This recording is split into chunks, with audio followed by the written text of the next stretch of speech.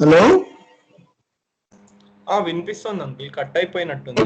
మరి స్వామి చూసుకున్నారో లేదో తెలియదు. హలో స్వామి, నమస్కారం స్వామి. హలో స్వామి ఇంకా జాయిన్ అవ్వలేదు అంకుల్. హలో హలో హలో చెప్పండి. హలో వినిపిస్తుంది ఆంటీ, ఇప్పుడు కట్ అయిపోయింది. హలో చెప్పండి. హలో ఆంటీ వినిపిస్తుంది ఆంటీ ఇప్పుడు. హలో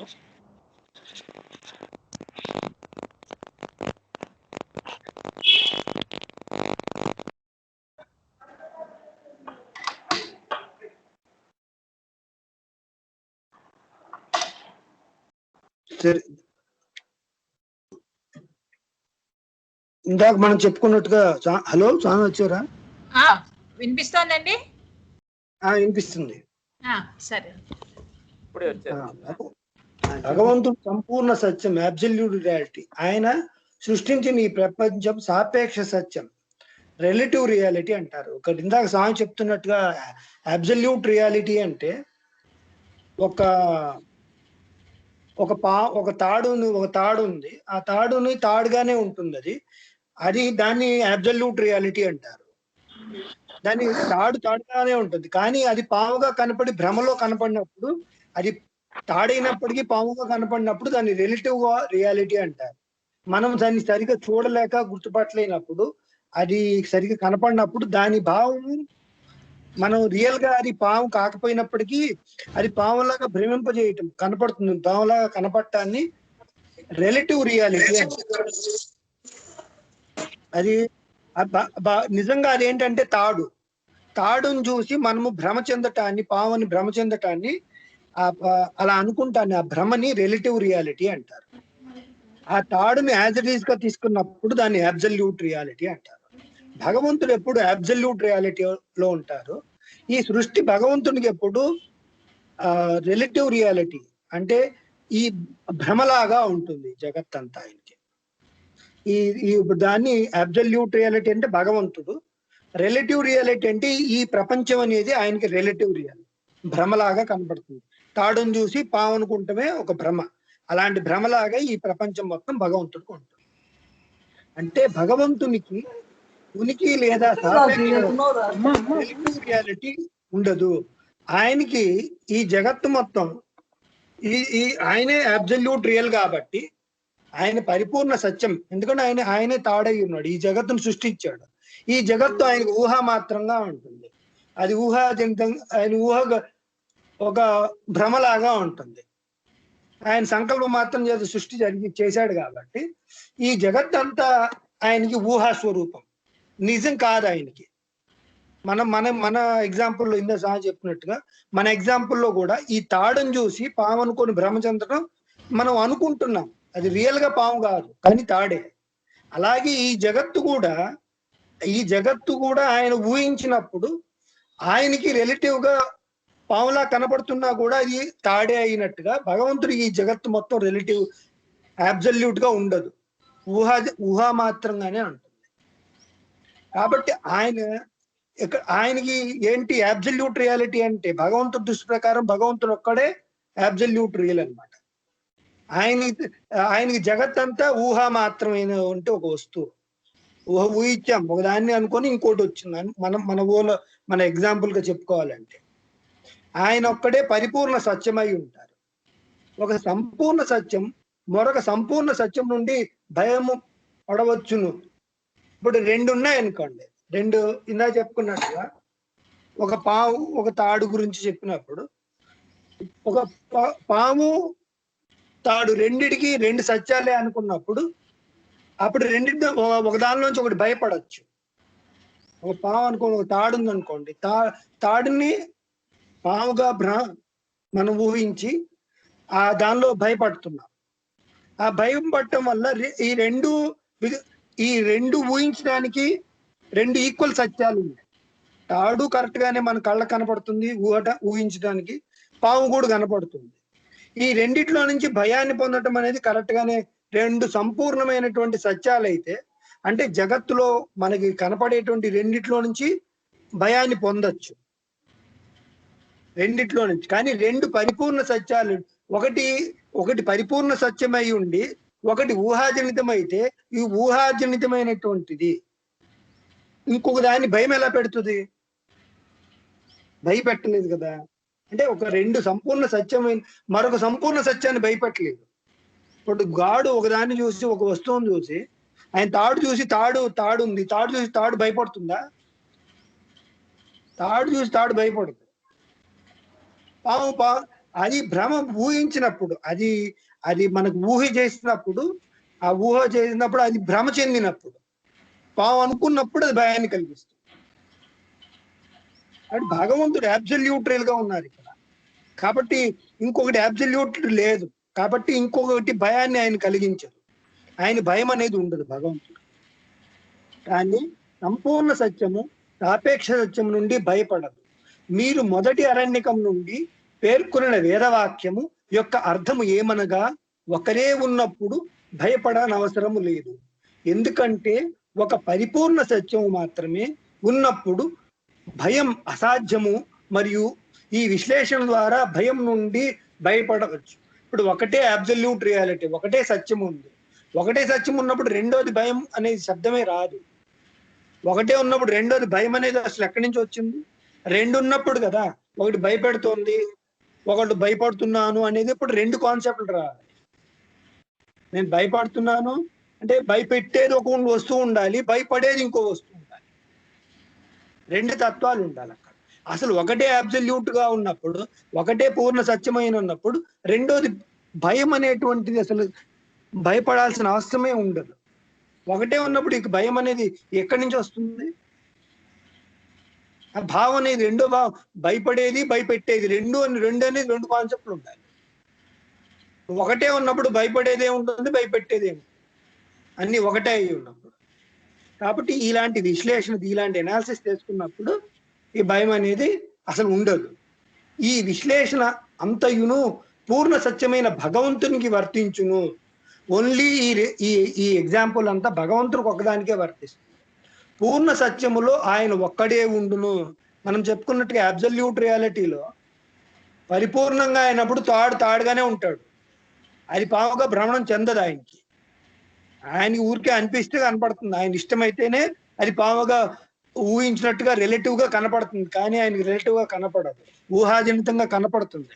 అది కూడా ఆయన తలుచుకున్నప్పుడే, ఆయన ఊహించి ఆయన సంకల్పం చేసినప్పుడే, లేకపోతే అది కనపడదు. ఆయన ఒక్కడే పరిపూర్ణ సత్యం కాబట్టి రెండవది ఆయనకి భయాన్ని కలిగించింది. ఇది ఓన్లీ భగవంతుడికి మాత్రమే వర్తిస్తుంది, జీవుడికి కాదు. అంటే మనందరం జీవులం కాబట్టి మనలో మనకేమి లేదు. భగవంతుడు ఈ జగత్తు మొత్తం మనకి రియలే, మనకి సత్యమే ఈ జగత్ అంతా. ఎందుకంటే జగత్తులో మనం కూడా అంశమాత్రంగా ఉన్నాం, జగత్తులో అంశమాత్రంగా ఉన్నాం కాబట్టి ఈ జగత్తు మొత్తం మనకు రియలే, మనకు సత్యమే. కానీ భగవంతుడికి ఈ జగత్తు ఊహ మాత్రంగా ఉంటుంది. అది ఆయనకి అసత్యం, రిలేటివ్ గా ఉంటుంది. అది ఆయనకి అసత్యంగా ఉంటుంది, ఆయనకి మాత్రమే అది. మనకి మటుకు రిలేటివ్ అన్ని రియల్ గానే ఉంటాయి. ఎందుకంటే మనము ఈ సృష్టిలో పార్ట్లు కాబట్టి, జగత్తులో అంశ మాత్రంగా ఉన్నాం కాబట్టి ఈ జగత్తు మనకి సత్యంగానే ఉంటుంది. భగవంతుడు విసుగు చెంది ఆయన వినోదం కొరకు రెండో వస్తువును సంకల్పించాడని వేదము చెప్పుచున్నది. భగవంతుడు ఎందుకు సృష్టి చేశాడు? ఆయనకి ఆనందం కోసం, ఆయనకి వినోదం కోసం రెండవది కావాలి అని ఆయన సంకల్పం చేశారు. ఆయన సంకల్పం చేశారు, వేదం చెప్పబడ్డాయి. ఆ రెండవ వస్తువు ఉనికి, రెండవ వస్తువు అంటే ఆయన రెండవది సృష్టించాలిగా. ఆయనకంటే భిన్నమైంది. ఆయన ఎలా సృష్టించాడు అంటే ఆయనకంటే భిన్నమైంది. ఆయన ఒక సంకల్ప మాత్రం చేత ఆయనకంటే భిన్నమైనటువంటి జగత్తును సృష్టించుకున్నాడు, రెండవది సృష్టించాడు అని వేదంలో చెప్పబడింది. అప్పుడు ఆయన రిలేటివ్, ఆయన ఊహ మాత్రంగా సృష్టించాడు కాబట్టి ఆయనకి ఊహ అనేది ఎలాగైతే ఆయన ఊహ ఆయనకి రియల్ కాదు, ఈ జగత్తు కూడా ఆయనకి సంబంధించిన వాడుకు ఎందుకు సృష్టించాడు? రిలేటివ్ రియల్ అంటే అంటే వినోదం కోసం ఆయన ఒక రెండోది సృష్టి చేసుకున్నాడు, వినోదం కోసం, ఆనందం కోసం. అది అప్పుడు ఆయనకి ఏమవుతుంది? ఈ జగత్తు అది అసత్యం అవుతుంది, నిజం కాదు అది. ఎందుకంటే సంపూర్ణ సత్యం భగవంతుడికి మాత్రమే. ఇప్పుడు ఇక్కడ సంపూర్ణ సత్యం భగవంతుడు మాత్రమే కాబట్టి ఆయనకి ఏమీ అవదు. ఆయన వినోదార్థం సృష్టించుకున్నాడు కాబట్టి, ఆయన ఆనందం కోసం రెండోది జగత్తును సృష్టించుకున్నారు కాబట్టి ఆయనకి ఈ జగత్తులో నుంచి ఆనందం దొరుకుతుంది. ఏకాకి నరమతే సద్వితీయ మహిష్యత. ఆయన అబ్సల్యూట్ కాబట్టి రెండోది సృష్టించుకొని ఈ జగత్తు ద్వారా వినోదాన్ని, ఆనందాన్ని పొందుతున్నాడు. ఇప్పుడు రెండు కాంపోనెంట్లు వచ్చినాయి, ఒకటి భగవంతుడు, రెండవది వినోదం, ఆనందం పొందటం. మొట్టమొదటి అబ్సల్యూట్ గాడ్ అయినప్పుడు ఆయన ఎందుకు చేశాడు సృష్టి? రెండు కాంపోనెంట్లు ఉన్నప్పుడే మనం ఎంజాయ్ చేయగలుగుతాం, ఆ భయాన్నైనా అనుభవించగలుగుతాం, వినోదాన్నైనా జగత్తునైనా ఆనందగలుగుతాం. రెండు వస్తువులు ఉండాలి ఆనందం పొందాలంటే. భయాన్ని పొందాలన్నా, ఏది పొందాలన్నా రెండో వస్తువు ఉండాలి. ఆ రెండో వస్తువు ఆయన ఏం చేశాడు? సంకల్ప మాత్రం చేత ఒకసేపు ఆయన ఏమనుకున్నారు? ఎగ్జాంపుల్ ఏంటంటే, ఒక పావుని చూసుకొని, రియల్ గా ఒక తాడును చూసుకొని పావు అనుకొని ఆ పావును చూసి కొంచెం భయపడినట్టుగా ఆ భయాన్ని పొందాడు అందులో నుంచి. రెండవది వచ్చినప్పుడు రెండోది భయాన్ని ఇచ్చింది. ఆ భయాన్ని పొందినవాడు అబ్సల్యూట్ గా ఉన్నాడు పరమాత్మ. ఎందుకు అంటే దానిలో ఆనందాన్ని, వినోదాన్ని పొందటానికి కోసమే ఆయన ఇది సృష్టించారు. ఇలాగా అంటే రెండు వస్తువులు ఉండాలి ఎప్పుడైనా. ఒకటేమో ఆనందం పొందాలన్నా ఆనందాన్ని అనుభవించేది, రెండూ ఉండాలి. ఇక్కడ భగవంతుడు ఆనందాన్ని అనుభవిస్తున్నాడు ఈ జగత్తులో నుంచి. అది ఊహామాత్రంగా ఉంటుంది కాబట్టి దాన్ని ఊహించు ఆయనకి ఈ జగత్తు వినోదాన్ని ఇస్తుంది. అందుకోసమే కదా ఏకాకి నరమతే సద్వితీయ మహిష్యత అని సంకల్పం చేసి జగత్తుని సృష్టి చేసుకున్నారు. పై విశ్లేషణ ఆధారంగా భయము రెండవ వస్తువు నుండి మాత్రమే వస్తుందని తెలియజేసే ఈ వాక్యము భగవంతునికి వర్తించదు. ఎందుకంటే భగవంతుడు ఏంటి? ఆయన వినోదం కావాలి, రెండోది కావాలి, అబ్సల్యూట్ నుంచి రాదు, ఆయనకైతే వర్తిస్తుంది. భగవంతుడికి అయినా సరే జగత్ అనేది రెండో వస్తువు అయి ఉన్నప్పుడే వినోదించగలుగుతారు. ఏ భావాన్నైనా వినోదించగలుగుతారు. అది వినోదించడం అంటే చివరికి ఆనందాన్నే ఇస్తుంది. అది మనం ఒక సినిమా చూస్తున్నాం అనుకోండి, ఆ సినిమా ఎందుకు చూస్తామంటే చివరికి వినోదమే. అందులో అన్ని రకాల రసాలు ఉంటాయి, అన్ని రకాల గుణాలు ఉంటాయి సినిమాలో. కానీ అది రెండవది, మనకంటే భిన్నమైన రెండవది ఉంది కాబట్టి దాన్ని ఆ సినిమా రియల్ కాదు. ఆ సినిమాలో 2.5 గంటలు స్క్రీన్ మీద నడుస్తుంది. అది మనము రియల్ గా భ్రమ చెందుతున్నాం. అది నిజం అనుకొని దాన్ని నమ్మి దాన్ని చూస్తూ దాన్ని వినోదిస్తున్నాం. ఎలాగైతే మనము జీవులు ఆ సినిమాను చూసి వినోదిస్తూ ఉంటారో అలాగే అది రిలేటివ్ గా మనకి ఇక్కడ సినిమా చూసి వినోదించడం అనేది మనము రియల్ అంటాం. ఇక్కడ తీసుకున్న జీవుడు ఇక్కడ సినిమా చూసేటప్పుడు మనము రియల్. ఆ సినిమా రియల్ అనేది, సినిమా చూడటం అనేది అన్రియల్. అక్కడ సినిమాలో అన్ని రకాల సీన్లు వెళ్తూనే ఉంటాయి, కానీ దాన్ని చూసి మనం అనుభవిస్తున్నాం, దాన్ని చూసి ఆనందిస్తున్నాం, దాన్ని చూసి వినోదిస్తున్నాం. ఇంతవరకు సరిపోతుంది. ఇది సినిమా కూడా జగత్తుల పార్టీగా. భగవంతుడి దృష్టిలోకి వెళ్ళేపటికి ఈ మొత్తం జగత్తంతా మనకి ఎలాగైతే సినిమా చూస్తున్నామో ఈ విశ్వం మొత్తం ఆయన సినిమాలాగా కనపడుతుంది. కాబట్టి సినిమా ఎలాగైతే మనకు అన్రియల్ అయిందో, అసత్యమైందో, అలాగే ఈ జగత్తు కూడా పరమాత్మకి అసత్యమైంది. సినిమాని బెస్ట్ ఎగ్జాంపుల్ గా కనబడుతుంది మనం కూడా చూస్తున్నాం, ఆయన కూడా జగత్తును చూస్తున్నాడు. జగత్తుని చూసి వినోదిస్తున్నాడు. ఈ సినిమా 2.5 గంటల తర్వాత ఈ సినిమా అన్రియల్, మనం మళ్ళీ వినోదం చేసేసి మళ్ళీ నార్మల్ గా వచ్చేస్తాం. ఆ భగవంతుడు కూడా ఈ సృష్టి చూసి ఆయన అయిపోయిన తర్వాత, సృష్టి లయం చేసిన తర్వాత నార్మల్ అయిపోతుంది. అప్పుడు ఈ జగత్తు కూడా భగవంతుడి దృష్ట్యా అన్రియల్. కానీ జీవుడి దృష్ట్యా మనం ఈ సినిమా చూసేటప్పుడు ఈ సినిమా ఈ జగత్తులోనే ఉంది, ఈ చూసే జీవుడు ఈ జగత్తులోనే ఉన్నాడు. కాబట్టి మనందరికీ ఇది సత్యంగానే కనపడుతుంది. పరమాత్మ అంతవరకు తీసుకోవాలా, ఉదాహరణ ఆ కన్ఫైన్ వరకే తీసుకోవాలా. అంతవరకే తీసుకొని ఆ ఉదాహరణ మనం పెట్టుకున్నప్పుడు అబ్సల్యూట్ రియాలిటీ అనేది పరిపూర్ణ సత్యం అని, రిలేటివ్ రియాలిటీ అనేది అది ఉన్నది అని భ్రమ కలిగించేటువంటిది. నిజంగా ఉంది అంటే ఉంది అని చెప్పచ్చు, లేదా అంటే లేదు అని. కాబట్టి ఈ సినిమా ఎగ్జాంపుల్ తీసుకున్నప్పుడు మనకి బాగా అర్థమవుతుంది రిలేటివ్ రియాలిటీ. మన దృష్ట్యా సినిమా అనేది రిలేటివ్ రియాలిటీ, అసత్యమైంది. భగవంతుడి దృష్ట్యా ఈ జగత్ అనేది సత్యమైంది. అప్పుడు ఎందుకు చేశారు మరి? ఇది వినోదమే, రెండిటికి వినోదమే కారణమవుతుంది, రెండిటికి ఆనందాన్ని పొందటమే కారణమవుతుంది. ఏలనగా భగవంతుడు మాత్రమే పూర్ణ సత్యం. కావున భగవంతునికి భయం లేదు, ఆయనకి భయం అనేది లేదు. ఎందుకంటే ఆయన అబ్సల్యూట్. ఆయన ఇప్పుడు సినిమాలో నిజంగా భయపడ్డామనుకోండి, సినిమాలో చూస్తే హారర్ సీన్ వచ్చినప్పుడు దాన్ని చూసి భయపడ్డామనుకోండి, భయపడినప్పుడు మనం పక్కనోడు ఇటు తట్టి లేపారనుకోండి, అది లేపినప్పుడు ఆ భయంలోంచి బయటికి రాగలుగుతాం. నిజంగా భయపడ్డామా అంటే భయపడినట్టుగా దాన్ని ఎంజాయ్ చేస్తున్నాం, వినోదిస్తున్నాం. వినోదం కోసం భయం ఉండొచ్చు, ఆ రసాలన్నీ ఉండొచ్చు. నవరసాల్లో అనేక రసాలు ఉన్నాయి. అది భయానకమైన రసం, బీభత్సమైన రసం, హాస్య రసం. ఈ రసాల్లో అనేక రసాలు అనుభవించవచ్చు. దానిలో కంప్లీట్ గా ఇన్వాల్వ్ అయిపోయి అది అన్రియల్ అని తెలుసుకున్నప్పుడు భయం నుంచి బయటకు వచ్చి వినోదాన్ని పొందొచ్చు.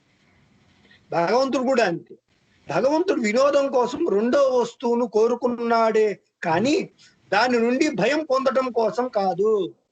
ఆయన రెండో వస్తువుని ఎందుకు సృష్టించాడు జగత్తుని అంటే ఆయన వినోదం, ఆయన ఆనందం కోసమే. ఎలాగైతే మనం సినిమాకి వెళ్ళి సినిమా చూస్తూ ఉంటామో, ఎందుకు సినిమా చూస్తాం?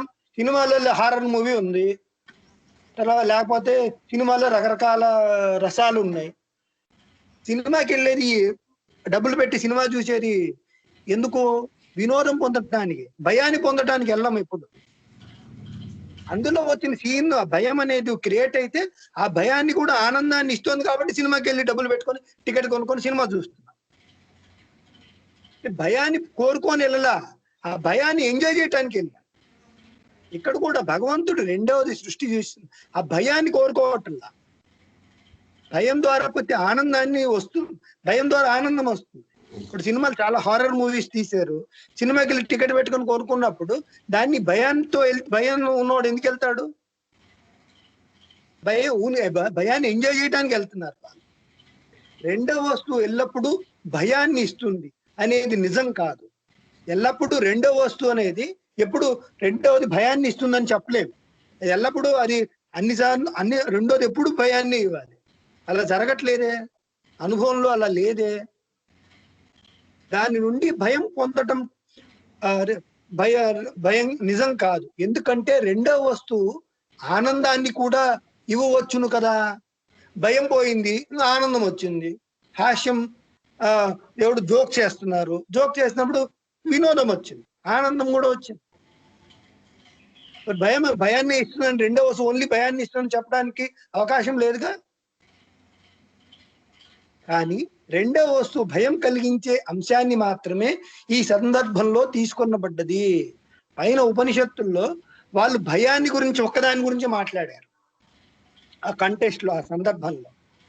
కాబట్టి నిజంగా ఏముంది అంటే నిజంగా భయం కాదు, అది వినోదం, ఆనందమే. సినిమాకి వెళ్ళేది భయపడటానికి కాదు, సినిమాకి వెళ్ళేది ఆనందపడటానికి కోసమే. అటు వాళ్ళు ఒక కంటెస్ట్ తీసారు, సినిమాకి వెళ్ళేది భయపడటానికి, సినిమా రెండోది సినిమా చూడటానికి భయపడటానికనే తీసుకున్నారు. దానిలో సినిమాకి వెళ్ళేది ఆనందాన్ని ఇస్తుంది, సంతోషాన్ని ఇస్తుంది, ఇవి తీసుకోండి మర్చిపోయారు ఆ కంటెస్ట్ వరకే. ఆ సందర్భంలో మొత్తం విశ్లేషణ ఈ ఒక్క అంశం ఆధారం మాత్రమే జరిగింది. ఇక్కడున్న ఈ క్వశ్చన్ లో, వాళ్ళు అడిగిన క్వశ్చన్ లో, ఉపనిషత్తులో వేదంలో చెప్పినటువంటి క్వశ్చన్ లో ఓన్లీ భయాన్ని గురించి మాట్లాడినట్టు ఇక్కడ మొత్తం విశ్లేషణ చేసినప్పుడు అలాగ లేదు. ఆ ఒక్క భయం గురించి మాట్లాడమే, భయాన్ని రెండవ వస్తువు భయాన్ని క్రియేట్ చేస్తుంది అన్న దాని గురించి మాట్లాడినట్టు మాత్రమే ఉంది అక్కడ. కాబట్టి మొత్తం విశ్లేషణ చేసుకుంటే గానీ మనకు అర్థం కాదు పూర్ణంగా. ఇంక స్వామి ఒక ఎగ్జాంపుల్ కూడా ఇస్తున్నారు. రెండవ వస్తువు భార్య లాగానే ఆనందాన్ని ఇవ్వగలదు. రెండవ వస్తువు ద్వారా భార్య వైఫ్ లాగా ఆనందాన్ని కూడా ఇవ్వచ్చు. ఆమె రెండవ వస్తువు ద్వితీయము అని కూడా పిలుస్తారు. భార్య ద్వితీయము రెండోది ఉంది. రెండో దాని నుంచి ఆనందాన్ని కూడా పొందొచ్చు, భయాన్ని కూడా కాదు. భయము రెండో దానిలో భయాన్ని పొందొచ్చు, ఆనందాన్ని పొందొచ్చు, దుఃఖాన్ని పోగొట్టుకోవచ్చు, అన్ని రకాలు పొందొచ్చు. నేను ఒక చిన్న ఎగ్జాంపుల్ రాశాను.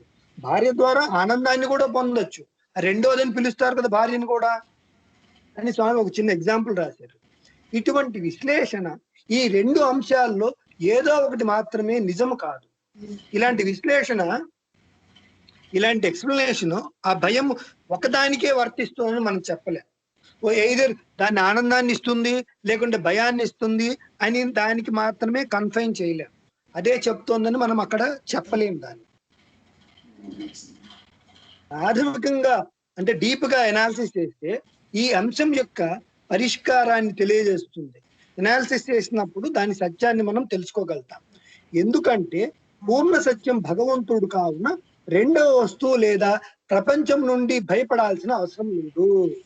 ఇక్కడ బాగా డీపర్ ఎనాలిసిస్కి వెళ్తే భగవంతుడు పరిపూర్ణ సత్యం.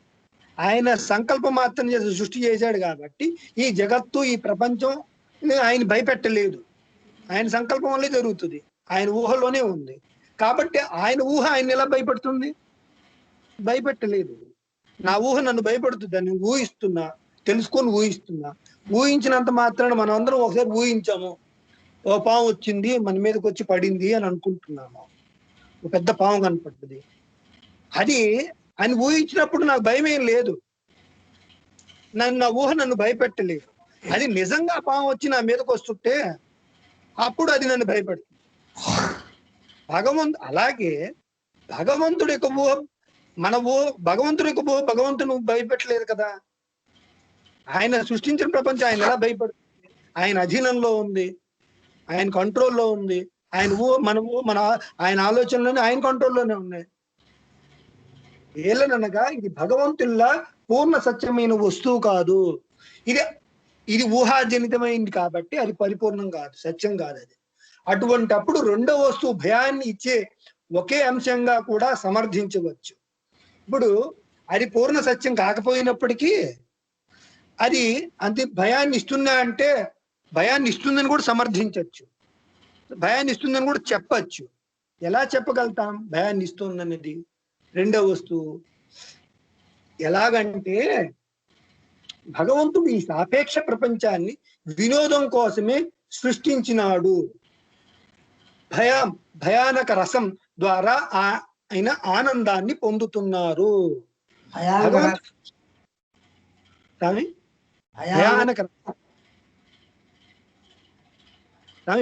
రసమే కదా స్వామి,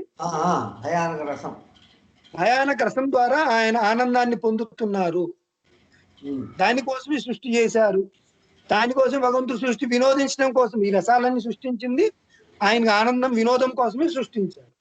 ఈ భయం అనేది నవరసాల్లో రసం.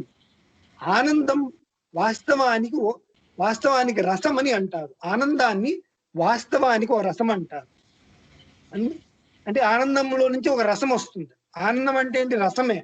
ఈ భయానక రసం, బీభత్స రసం, రౌద్ర రసం, క్రోధ రసం, ఇవన్నీ నవరసాల్లో ఒక రసాలు. అంటే ఆనందాన్ని ఇచ్చేటువంటివి, ఆనందాన్ని జనరేట్ చేసేటువంటివి. ఇక్కడ ఆనందానికి స్వరూపం అన్నమాట. రసం అంటే ఏం లేదు, ఆ గుణాల ద్వారా ఆ ఆనందం వస్తుంది. అల్టిమేట్ గా దాన్ని ఆనందమనే అంటాం. ఆ ఆనందాన్ని ఆనందం చివరికి సృష్టి చేసిన ఆనందం కోసమే, వినోదించడం కోసమే కదా. భగవంతుడు అందుకని భగవంతుణ్ణి రసస్వరూపుడు, రసోవై సహా అని వేదంలో చెప్పబడ్డది. ఆయన ఆనంద స్వరూపుడై ఉన్నాడు. ఆ రసస్వరూపుడు, ఆనంద స్వరూపుడు భగవంతుడు. ఆనందమే అంటే భయస్వరూపుడు అని రాయలే అక్కడ, ఆనంద స్వరూపుడేనే రాసింది. భయం వల్ల భయం ఏం రాదు. భయం ద్వారా, భయానక రసం ద్వారా, బీభత్స రసాల ద్వారా, హాస్యరసాల ద్వారా ఆయన ఆనందిస్తూ ఉంటాడు. అందుకని భగవంతుణ్ణి రసోవై సహా అని వేదంలో చెప్పబడ్డది భగవంతుడు. అందువల్ల భయానక రసం అని పిలువబడే దానిలో నవరసాల్లో ఒకటి అయి ఉంది. ఈ భయానక రసం అనేది భయానక రసం నవరసాల్లో ఒక రసం అని ఆనందాన్ని ఇవ్వటానికి. ఒకటిగా ఈ భయాన్ని ఆస్వాదించగలుగుతున్నాడు. అందుకని ఈ నవరసాల్లో ఉంది కాబట్టి ఆయన ఆయన ఎంజాయ్ చేస్తున్నాడు భగవంతుడు దాన్ని. ఆయనకు రెండవ వస్తువు యొక్క ఉనికి అవసరం. ఎందుకంటే ఆనందించాలంటే, వినోదించాలంటే రెండవ వస్తువు కావాలి, అవసరం అవుతుందని చెప్పుకున్నాం కాబట్టి రెండవ వస్తువు అనేది ఈ జగత్తు, ఈ భావాలు, ఈ రసాలు. ఆ రసం ద్వారా ఆనందాన్ని పొందుతున్నాడు. అందువల్ల రెండవ వస్తువు అవసరమైంది అక్కడ. కాబట్టి రెండవ వస్తువు ఎందుకు అవసరమైంది అంటే ఆనందించడానికి. అసలు సృష్టి చేసింది ఆయన ఆనందించడం కోసమే కదా, ఆయన వినోదించడం కోసమే కదా. అసలు సృష్టి యొక్క చేయటానికి కారణం రసోవై ఆనందం కోసమే. ఏకాకి నరమతే సద్వితీయమై, ఆనందం వినోదం కోసమే చెప్పారు. వినోదం కావాలంటే సద్వితీయం, రెండోది కావాల్సి వస్తుంది. కాబట్టి రెండవది ఉనికి ఉంటుంది. రెండోది వచ్చినప్పుడే మనము ఆనందించగలుగుతాం. ఇది రెండు వస్తువులు ఉన్నప్పుడే ఆనందించగలుగుతాం. రెండు ఉన్నప్పుడు దాని నుండి ఆయన భయపడి ఆ రసాన్ని ఆనందించవచ్చు. ఆయన వినోదం కోసం ఒక భయానక రసాన్ని ఊహించుకొని ఆ భయానక రసం ద్వారా ఆనందించవచ్చు. ఇందాక స్వామి చెప్పిన ఎగ్జాంపుల్లో తాడుని చూసుకొని కొద్దిసేపు పాము అనుకుని ఆ భయం ఎలా ఉంటుంది, భయపడితే మనకి ఎలాంటి ఫీలింగ్లు కలుగుతాయి, ఆ భయాన్ని ఎలా ఆనందించవచ్చు అని కొద్దిసేపు తాడుని పాముగా ఊహించుకొని ఆ ద్వారా వచ్చిన భయాన్ని, ఆ రియాక్షన్ ఏదైతే ఉంటుందో ఆ భయాన్ని అనుభవించవచ్చు. ఆ భయాన్ని అనుభవించి భయానక రసాన్ని ఆనందించవచ్చు. అలా ఆ భయానక రసం ఆనందాన్ని ఇస్తుంది. సాపేక్ష సత్యమైనటువంటి సృష్టి పరిపూర్ణ సత్యమైనటువంటి భగవంతుడికి వినోదం ఇవ్వటం అసంభవం అని మనం అనరాదు. ఎందుకంటే అబ్సల్యూట్ గాడ్, పరిపూర్ణ సత్యమైనటువంటి భగవంతుడు ఆ అసత్యమైనటువంటి ఊహాజనితమైనటువంటి ఈ జగత్తులో పరిపూర్ణంగా ఆనందాన్ని పొందుతాడు. ఎలా పొందుతాడు అని మనం అనటానికి వీల్లేదు అక్కడ.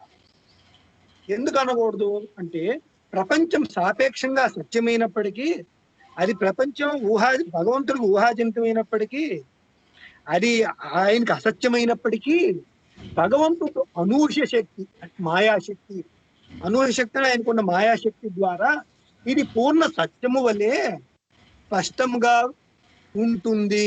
అది ఆయన మాయాశక్తి వల్ల ఇది ఊహాజనితంగా అసత్యంగా కనపడుతున్నప్పటికీ ఉన్నప్పటికీ మాయాశక్తి వల్ల అది నిజంగానే ఉంటుంది. అది నిజమనేగానే మనకు కనపడుతుంది. అప్పుడు దానిలో నుంచి ఆయన ఆనందాన్ని పొందవచ్చు. అది స్పష్టంగా కనపడుతుంది, నిజంగానే ఉంటుంది. రిలేటివ్ రియల్, ఊహాజనితమైనా కూడా రియాలిటీలోనే ఉంటుంది. ఎలాగంటే ఆయన మాయాశక్తి వల్ల. అందువల్ల ఈ సాపేక్ష ప్రపంచం భగవంతుల్లో సమానమైన సంపూర్ణ సత్యంగా కనిపించడం ద్వారా సంపూర్ణ సత్యమైన భగవంతునికి వినోదాన్ని ఇవ్వగలదు. మనం చెప్పుకున్న మాయాశక్తి, ఆ మాయ వల్ల ఈ జగత్తు మొత్తం భగవంతుడికి సత్యంలాగానే కనపడుతుంది, సత్యంలాగానే ఉంటుంది. మనకి ఎలాగైతే జీవుడికి ఈ జగత్తు సత్యమో, భగవంతుడికి ఆయన మాయాశక్తి వల్ల ఈ మొత్తం ప్రపంచం, ఈ మొత్తం విశ్వం కూడా ఆయన మాయాశక్తి వల్ల ఆయన సత్యంగానే కనపడుతుంది. అది సత్యంగా కనపడటం వల్ల ఆయనకి వినోదాన్ని, ఆనందాన్ని ఇస్తాం. అది ఇవ్వగలదు. కృష్ణుని వల్లే ఒక ఉపాధిలో ప్రవేశించిన సంపూర్ణ సత్యమైన భగవంతుణ్ణి అవతారముని అందురు. ఇప్పుడు కృష్ణుడిలాగా ఒక అవతారం తీసుకుని వచ్చారు భగవంతుడు. ఇప్పుడు ఆ కృష్ణుని వల్లే ఒక ఉపాధి, ఒక మీడియం ద్వారా ఈ పంచభూతాల ఒక మీడియం ద్వారా పరమాత్మ ప్రకటితమయ్యాడు. కృష్ణుడు ఎందుకు అనేక అవతారాలు అలానే ప్రకటితం అవుతాయి. అవతారాలన్నీ మీడియం ద్వారానే ప్రకటితం అవుతాయి. సంపూర్ణ సత్యమైన భగవంతుడు ఒక అవతారం అని అందురు. ఇప్పుడు స్వామి కూడా ఒక అవతారమే కాబట్టి పరమాత్మ దత్తుడు కూడా ఆ విధంగా ప్రకటించబడతాడు. ఆయనకి ఈ జగత్ అసత్యమైనప్పటికీ ఆయనకు మీడియం ద్వారా వచ్చినప్పుడు ఈ జగత్ సత్యంగానే ఉంటుంది మాయాశక్తి వల్ల. ఆయన ప్రకటితమైన మీడియాన్ని అవతారం అని పిలుస్తారు. కృష్ణుడు కాలయమనుడు అని పిలువబడే రాక్షసుని చూసి పరిగెత్తినాడు. మరియు ఈ విధముగా సంపూర్ణమైన భగవంతుడు భయం అనే రసాన్ని ఆస్వాదించినాడు. ఇక్కడ భాగవతంలో కాలయవుడిని చెప్పడు, కృష్ణుడు వెనకాల పడితే కృష్ణుడు పారిపోయాడు భయంతో. ఎందుకు పారిపోతున్నాడు? ఆయన ఎదురించి కాలయవుణ్ణి చంపలేడా? ఎందుకంటే పరిపూర్ణ పరమాత్మ కదా ఆయన. పరిపూర్ణ పరమాత్మ అయినప్పుడు ఆయన నిగ్రహించగలుగుతాడు కదా. ఆయన ఊహలో కాలయవుడు ఎవరు? ఈ ప్రపంచంలో ఉన్నాడు. ఆయన్ని కాలయవుని ఎంతలోకి సంహరించగలుగుతాడు? మరి ఎందుకు పరిగెత్తిపోయాడు ఆయన చూసి కృష్ణుడు అంటే? కృష్ణులో ఉంది పరమాత్మే పరిపూర్ణంగా, పరబ్రహ్మం. ఆ పరిగెత్తిపోతూ భయాన్ని ఆస్వాదిస్తున్నాడు.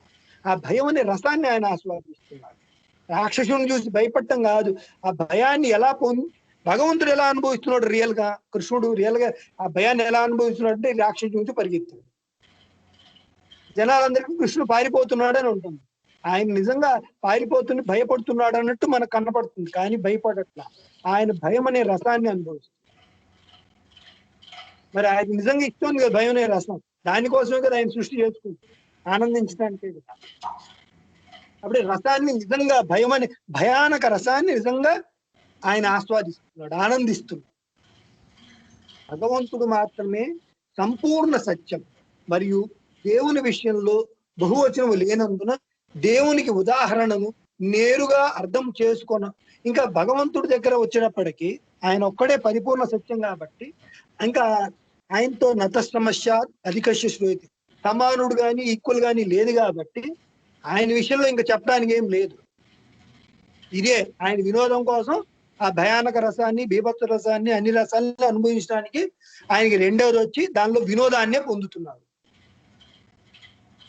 కానీ అక్కడ భగవంతుడి విషయానికి ఫస్ట్ పార్ట్ భగవంతుడి విషయం తీసుకొని స్వామి చెప్పారు, 2 పార్ట్లుగా విడగొట్టారు, 2 అంశాలుగా. ఒకటి భగవంతుడి దృష్ట్యా, రెండోది జీవుడి దృష్ట్యా. భగవంతుడి దృష్టి వరకు మనం చెప్పుకున్నాం, ఓన్లీ భయం కానీ ఏది కావాలన్నా రెండవది ఆయన వినోదించడానికి, ఆయన ఆనందించడానికి. ఇప్పుడు రెండో పార్ట్ జీవుడి దృష్టిలోకి మాట్లాడుతున్నారు, జీవుడి దృష్టి గురించి చెప్తున్నారు. జీవుడి విషయంలో బహుళత్వం ఉంది కావున జీవుడు మనకేంటి ఈ జగత్తులో అనేకం ఉన్నాయి. ఈ జగత్తులో మనం అంశ మాత్రమే. ఈ జగత్తులో చాలా చిన్న అంశ. ఈ జగత్తులో అనేకమైనటువంటి అనంత విషయంలో అనేకమైనటువంటి వస్తువులు, బహుళత్వం ఉంది, నానాత్వం ఉంది. ఒక జీవి మరొక జీవి నుండి భయపడవచ్చు, నన్ను ఎవరైనా భయపెట్టచ్చు. నేను సామాన్య జీవుడిని కాబట్టి ఇంకొక బలవంతమైన జీవుడు నన్ను భయపెట్టచ్చు. సమాన సత్యం కలిగిన 2 వస్తువులు ఉనికి వల్ల భయం కలుగుతుందని ఈ వేదవాక్యం జీవులకు వర్తిస్తుంది. ఇక్కడ ఈ వాక్యము పైన చెప్పినటువంటి వాక్యము, వేదంలో చెప్పబడి వాక్యము రెండు వస్తువుల ద్వారా భయం వస్తుంది అని రాస్తుంది. అందులో రెండు వస్తుంది, రెండు వస్తువు ద్వారా. 2 వస్తువులు కాదు, రెండో వస్తువు నుండి భయం. రెండో వస్తువు నుండి భయం, రెండో వస్తువు నుండి భయం. ఇక్కడ ఈ వాక్యము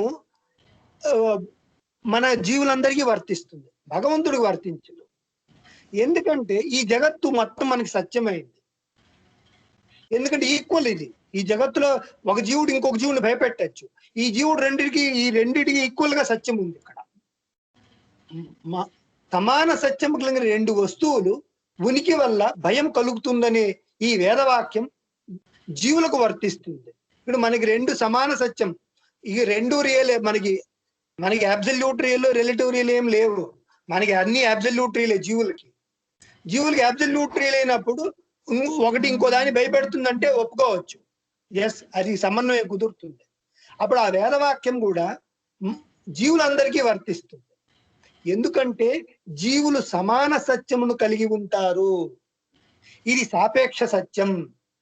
జీవుల విషయంలో తాను సంపూర్ణ సత్యముని భావించి తద్వారా సాపేక్ష వాస్తవ ప్రపంచం నుండి భయపడాల్సిన అవసరం లేదు. జీవుల విషయంలో సంపూర్ణ సత్యాన్ని భావించి తద్వారా ఇది అసత్యమని భావించాల్సిన పని లేదు. సాపేక్ష వాస్తవాన్ని ఎందుకంటే ఇది పర్ఫెక్టే, జీవుడిలో వర్తిస్తుంది కాబట్టి. జీవులకి ఈ జగత్తు మొత్తం సత్యమే కాబట్టి రెండో ఈక్వల్ సత్యం అంటే ఇంకో జీవుడు, నేను ఒక జీవుడిని, ఇంకో జీవుడు ఉన్నారు, 2 జీవులు. ఒక జీవుడు నన్ను భయపెట్టచ్చు, నేను ఇంకో జీవుని భయపెట్టచ్చు. ఈక్వల్ రియాలిటీ ఉంది కాబట్టి, సమాన సత్యం ఉంది కాబట్టి అక్కడ ఇది ఈ ప్రపంచానికి వర్తిస్తుంది.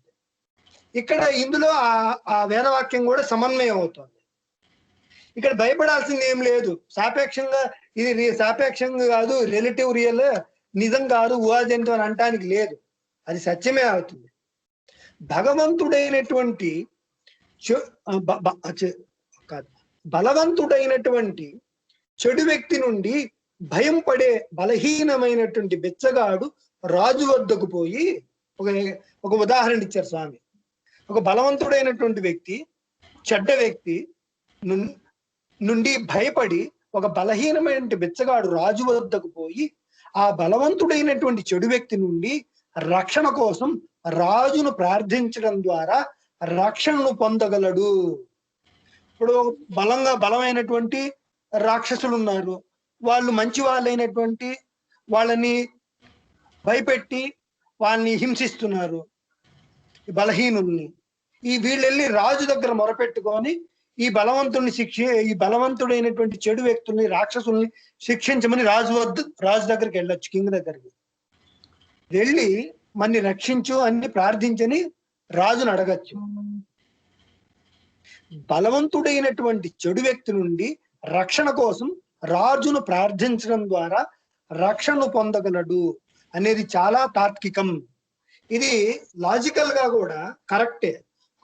మనం బలహీనులం, మన ఒక దుర్మార్గుడైనటువంటి బలవంతుడు మనం హింసిస్తున్నాడు, మనం కాపాడుకోవాలంటే బలవంతుడైనటువంటి రాజు దగ్గరికి వెళ్ళి మన్ని కాపాడు అన్నప్పుడు ఆ రాజు మన్ని బలహీనుల్ని కాపాడటం, ఆ చెడు వ్యక్తుల నుండి, ఆ రాక్షస ప్రవృత్తి గల వాళ్ళ దగ్గర నుంచి మన్ని కాపాడటం అనేది లాజికల్ గా ఆలోచిస్తే అది లాజికల్ గా కూడా కరెక్టే. అది కరెక్ట్ గా కనపడుతుంది. బలహీనమైన వ్యక్తిని తనను తాను రాజుగా భావించి అందువలన బలవంతుడైన వ్యక్తి నుండి భయపడనవసరం లేదు అని ఎవరైనా ఒకరు సూచించినట్లయితే అది చాలా హాస్యాస్పదం అవుతుంది. ఇక్కడ మనం రాజు రక్షించినప్పుడు బాగానే ఉంటుంది, లాజికల్ గా చెప్పుకున్నాం. ఇప్పుడు బలహీనమైన వ్యక్తిని నువ్వే రాజు అనుకోకొచ్చేపు, నువ్వు రాజు అనుకొని మనసులో భావించుకో, కాబట్టి నీకు బలం వచ్చేస్తుంది. ఆ బలమైన వ్యక్తి, ఆ రాక్షస ప్రవృత్తి గల బలమైన వ్యక్తి నిన్నేమి చేయలేడు అని సలహా చెప్పావనుకో, అలా చెప్పావనుకో, నువ్వే రాజువి, నువ్వు భయం పోతుంది, నువ్వు అలా అనుకో అన్నావు అనుకో, అది ఎంత హాస్యాస్పదం. నిజంగా బలం వస్తుందా మనకి? బలం రాదు మనకి, మనం దాన్ని ఎదిరించలేము. అలా అనుకున్నంత మాత్రం నిజంగా రాజు అవ్వగలుగుతామా? అలా చెప్పారనుకోండి ఎంత హాస్యాస్పదం అవుతుంది. అంటే జీవుడు, భగవంతుడు ప్రథమ విభక్తిలో ఫస్ట్ దాంట్లో చెప్పినట్టుగా నేనే ఆ రక్షణే భగవంతుడు అని తీసుకున్నారు వాళ్ళు ప్రథమ విభక్తిలో అద్వైతులు. నేనే భగవంతుడిని, రక్షణే భగవంతుడు అనుకున్నప్పుడు ఇంకా భగవంతుడిని అయిపోయిన తర్వాత ఇంకా రక్షణ ఏముంది? రెండు లేవు కదా అక్కడ. అంటే ఎలాగైతే రాజు నువ్వే రాజు అనుకోకొచ్చేపు కాబట్టి అందులో నుంచి పోతుంది అన్నట్టుంది. మనం రాజు అనుకుంటే రాజు అయిపోతాడు బలహీనటువంటి బెచ్చగాడు?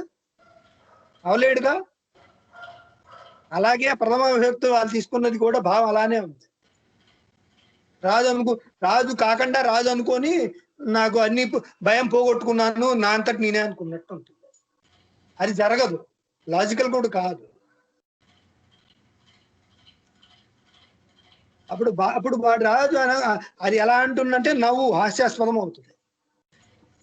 రక్షణ కోసం బలహీనమైనటువంటి వ్యక్తి రాజు వద్దకు పోవాలనే మొదటి సూచన ఖచ్చితంగా తాత్వికంగా మరియు ఆచరణాత్మకమైనది. అది లాజికల్ గా కూడా ఆచరించదగ్గనేటువంటి సూచన. మొట్టమొదటి మన బలహీనులై ఉన్నాము కాబట్టి నన్ను రక్షించాలి.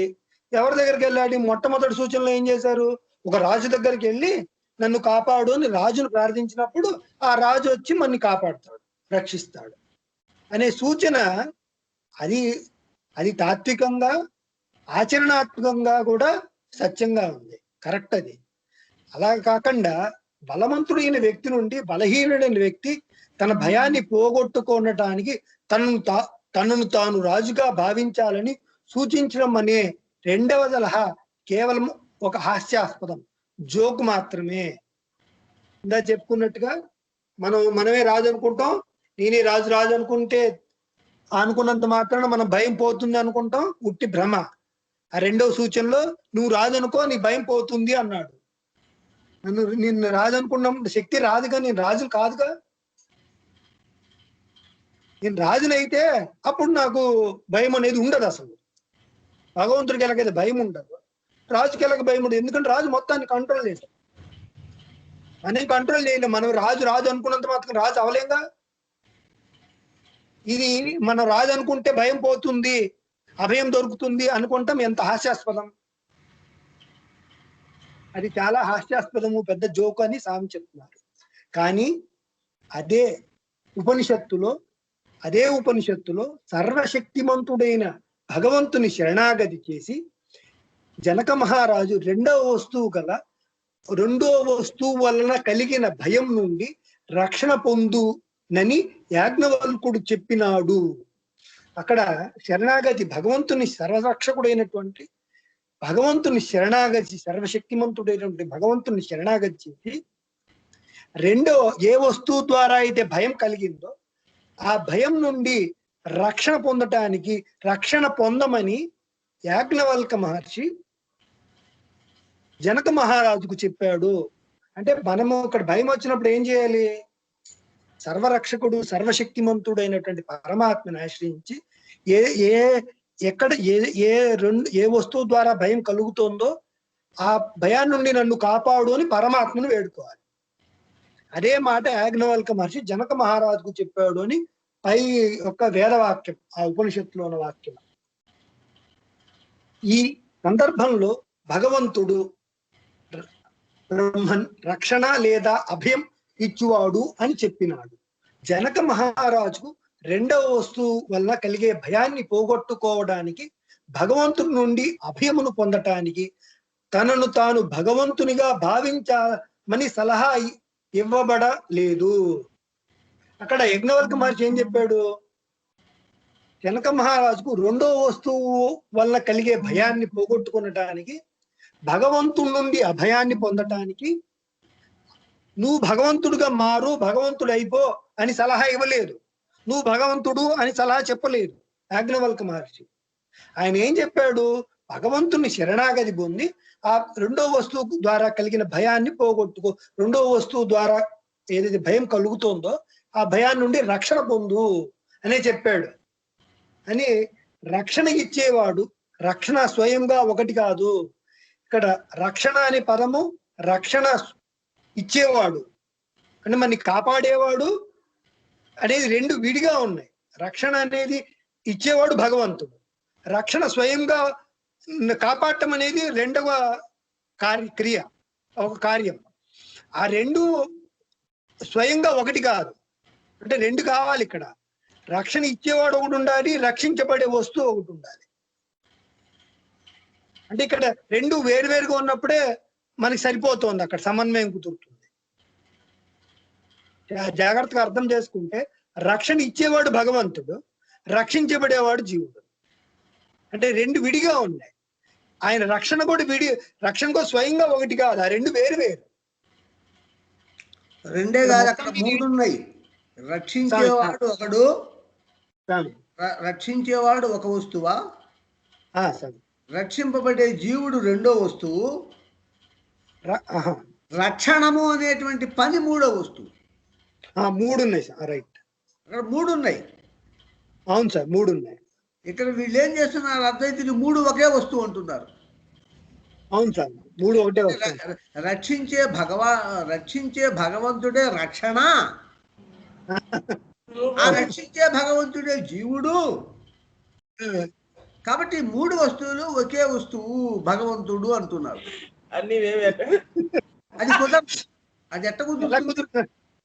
అసలు రాదు. కాకపోతే నువ్వు కాసేపు నేను భగవంతుడిని అనుకోవటం వల్ల ఒక భ్రమ వల్ల కలిగినటువంటి థియరాటికల్ ఫియర్, భ్రమ వల్ల కలిగిన భయాన్ని పోగొట్టుకోగలవు. కానీ అవును సార్, వాడు బలవంతుడైన వాడు వచ్చి నిజంగా తంతుంటే నీకు భయం పోతుందా? నేను భగవంతుడిని అని అనుకుంటున్నావు, వాడు రౌడీ వచ్చి తంతున్నాడు, ఇప్పుడు నీకు భయం పోయిందా? భయం పోలేదుగా. ఆ వాడు వచ్చి తన్నకుండా ఉన్నప్పుడు ఖాళీ సమయంలో భయపడి భయపడేటువంటి భయాన్ని నేను భగవంతుడిని అని చెప్పి పోగొట్టుకోవచ్చు. అవును స్వామి. వాడు వచ్చి యాక్చువల్గా ప్రాక్టికల్ తంతున్నప్పుడు పోగొట్టుకోలేవు ఆ భయాన్ని. అవును స్వామి, కరెక్టే. భగవంతుడే రక్షించాలి. అవును స్వామి. ఇక్కడ 3 ఉన్నాయి. కాదు అద్వైతం ఎంతవరకు కరెక్ట్ అంటే నీవు భ్రమతో నీ భావరూపమైనటువంటి భయం, నీకు భ్రమ వల్ల కలిగినటువంటి భయాన్ని పోగొట్టుకోవటానికి నువ్వు నేను భగవంతుడిని అనుకుంటే భ్రమరూపమైన భయం పోతుంది, కానీ నిజమైన భయం పోదు. నిజంగా వాడు వచ్చి తంతుంటుంటే అప్పుడు భయం పోదు, ఇంకా భయం పెరుగుతుంది. వాడు కొడుతున్నప్పుడల్లా నేను భగవంతుడిని అనుకుంటే దెబ్బలు తగులుతున్నాయిగా, ఇంకో 4 తగిలిస్తాడు. ఇంకా 4 తగిలిస్తాడు. మాట్లాడుతూ అరే నువ్వు భగవంతుడు కానీ ఇంకా 2 తగిలిస్తాడు. కాబట్టి నిజమైనటువంటి భయాన్ని పోగొట్టుకోవాలి అంటే జీవుడు వేరు, భగవంతుడు వేరు. జీవుడు భగవంతుడిని ప్రార్థించాలి రక్షణ ఇవ్వమనమని. అప్పుడు భగవంతుడు రక్షణనిస్తాడు. ఆ రౌడీ కంటే ఇంకా బలవంతుడైనటువంటి ఇంకో రౌడీ రూపంలో ఆయన వచ్చి ఆ రౌడీని తన్ని నిన్ను రక్షిస్తాడు. బాగుంది సార్, చాలా బాగుంది. అది చాలా బాగుంది సార్. అద్వైతం అనేది కేవలం భ్రమ వల్ల కలిగిన భయాన్ని పోగొట్టుకోవడానికి ఉపయోగిస్తుంది. అది అక్కడ నిజంగా రౌడీ లేడు, రౌడీ వచ్చి తంతాడు, రౌడీ వచ్చిందంతా భ్రమపడుతున్నావు, భయపడుతున్నావు. అప్పుడు ఆ భ్రమరూపమైన భయాన్ని పోగొట్టుకోవడానికి అహం బ్రహ్మాస్మి, నేను భగవంతుణ్ణి అనుకో. తప్పులేదు. అంతవరకు నీ భ్రమరూపమైన భయం పోతుంది అక్కడ. అవును సార్, చాలా బాగుంది. అది నిజం కాదు. అది ఊరికే ఆ భ్రమరూపమైన భయాన్ని పోగొట్టుకోవటానికి ఒక సైకలాజికల్ ట్రిక్. అది యథార్థం కాదు. అది యథార్థం కానప్పుడు సైకలాజికల్ మెథడ్, సైకలాజికల్ ట్రీట్మెంట్ అది. అప్పుడు స్వామి ఇది డైరెక్ట్ గా భగవంతుని శరణాగతి చేసి రక్షించని అడగటమే డైరెక్ట్ గా ఇది బెటర్ గా స్వామి. ప్రాక్టికల్ గాను సైకలాజికల్ 2 విధాలుగా రక్షించబడతారు. 2 విధాలుగా ఉంది. పోనీ సైకలాజికల్ గా థియరాటికల్ భయాన్ని పోగొట్టుకోవడానికి కాసేపు నేను భగవంతుడిని అనుకుంటే భగవంతుడే నీ కోర్టులో నీ మీద కేసేయడా, వాడు భగవంతుడు అనుకుంటున్నాడు, నా ప్రిస్టేజ్ని భంగం చేశాడు అని కోర్టులో కేసేం వేయడు. ఆయనకి ఏమి ఇప్పుడు పసిపిల్లవాడు నేను డాక్టర్ కొడుకు చిన్న పిల్లవాడు నేను డాక్టర్ను అంటాడు అంటే తండ్రి సంతోషిస్తాడే, నవ్వుతాడే గాని. అవును సార్, నువ్వు డాక్టర్ నా డాక్టర్ వృత్తికి అడ్డం వస్తున్నావా అని కోపడ్డా కదా. Correct sir. అవును సార్. కాబట్టి థియరాటికల్ భ్రమరూపమైన భయాన్ని పోగొట్టుకోవటానికి, కాన్ఫిడెన్స్ తెచ్చుకోవటానికి, సైకలాజికల్ ఫియర్ని పోగొట్టుకోవటానికి, ఒక ధైర్యాన్ని, ఒక సంతోషాన్ని, ఒక కాన్ఫిడెన్స్ను తెచ్చుకోవటానికి అహం బ్రహ్మాస్మి అనుకో. అందువల్ల ఏమి తప్పు లేదు. అందువల్ల భగవంతుడు కూడా నవ్వుతాడే తప్ప నీ మీద కోపగించడు. అవును సార్. సంతోషిస్తాడు. నీ భయాన్ని పోగొట్టుకోవడానికి తన పేరును ఉపయోగించుకుంటున్నావు కాబట్టి సంతోషిస్తాడు. అవును సార్. దాంట్లో ఇబ్బంది ఏం లేదు. కానీ నేను నిజంగా భగవంతుడిని అని అంటే ప్రాక్టికల్ గా అది కుదరదు. ఎందుకంటే భీషోదేతి సూర్య, ఆయన భయం వల్ల సూర్యుడు ఉదయిస్తున్నాడు అని చెప్తున్నది వేదం. నువ్వు ఎండాకాలంలో బయట పోయి వడదెబ్బ తగిలితే దెబ్బకు రాలిపోతున్నావు, అక్కడ పడిపోతున్నావు. ఆయన భయం వల్ల సూర్యుడు సంచరిస్తున్నాడు అని చెప్తున్నది. అవును. ఆ ఎండాకాలంలో నిలబడి అహం బ్రహ్మాస్మి అంటే సూర్యుడు భయపడతాడు. ఆ సూర్యుడు దెబ్బకు నువ్వు పడిపోతావు.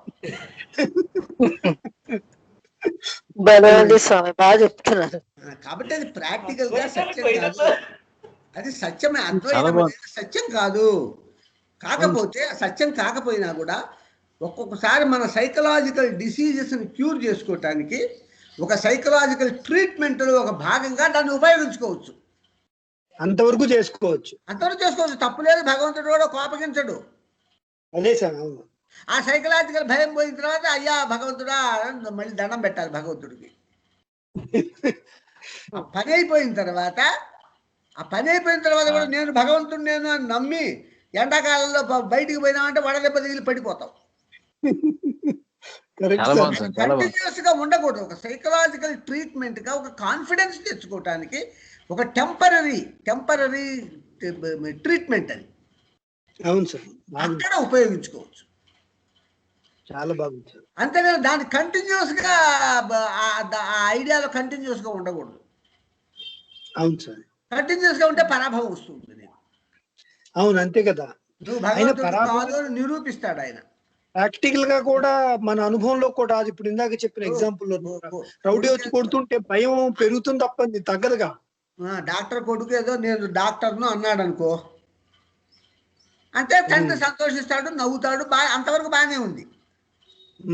వాడు నిజంగా ఇంజక్షన్ చేసిపోయి వాడికి ఇంజక్షన్ చేస్తే అవతల పేషెంట్ చేస్తాడు. అప్పుడు డాక్టర్ లాగేసి చంపక దెబ్బ కొడతాడు. ఎక్సలెంట్, చాలా బాగుంది సార్, అదే, చాలా సూపర్ గా బాగుంది. ఉంది. అందుకని థియరాటికల్ గా అహం బ్రహ్మాస్మి అవసరమైనప్పుడు నీ మెంటల్ సైకలాజికల్ ఫియర్ పోగొట్టుకోవటానికి, సైకలాజికల్ గా కాన్ఫిడెన్స్ తెచ్చుకోవటానికి, ఒక షాక్ నుంచి బయటపడటానికి ఇట్లాంటి వాటిల్లో అహం బ్రహ్మాస్మి అనేటువంటిది ఉపయోగించుకోవచ్చు, తప్పు లేదు. అటువంటి కేసుల కోసమే శంకర్లు చెప్పారు అహం బ్రహ్మాస్మి అద్వైతాన్ని. బాగుంది సార్, చాలా బాగా. చాలా చాలా బాగుంది స్వామి. అంతేగాని దాన్ని ప్రాక్టికల్ గా అది నిజమని నమ్మి ప్రాక్టికల్ గా కంటిన్యూ అయినా అనుకో నీకు దెబ్బ పడుతుంది. కరెక్ట్ సార్, చాలా బాగుంది. అది ఎక్సలెంట్ గా ఉంది స్వామి. రైట్. మొత్తం మీద జనక మహారాజుకు ద్వైతమును మరియు భగవంతుని శరణాగతిని గురించి బోధించినదే కానీ తనను తాను భగవంతునిగా భావించమని అద్వైతమును తద్వారా రక్షణే భగవంతుడని, అటువంటి సందర్భంలో రక్షణ ఇచ్చేవాడు ఉండడు అని బోధించలేదు. ఈ విషయం యొక్క చివరి సారాంశం ఏమంటే, ఒక జీవుడు మరొక జీవుడి నుండి లేదా మరొక ప్రాపంచిక వస్తువు నుండి భయాన్ని పోగొట్టుకోవటానికి దేవుడికి శరణాగతి చేయటం ద్వారా రక్షణ లేదా అభయాన్ని పొందవచ్చును. జీవుడు తాను అప్పటికే దేవుడు అని తప్పుగా ఆలోచించడం ద్వారా భయం నుండి రక్షణ పొందాలని ఏ జీవుడును తప్పుగా అర్థం చేసుకోకూడదు.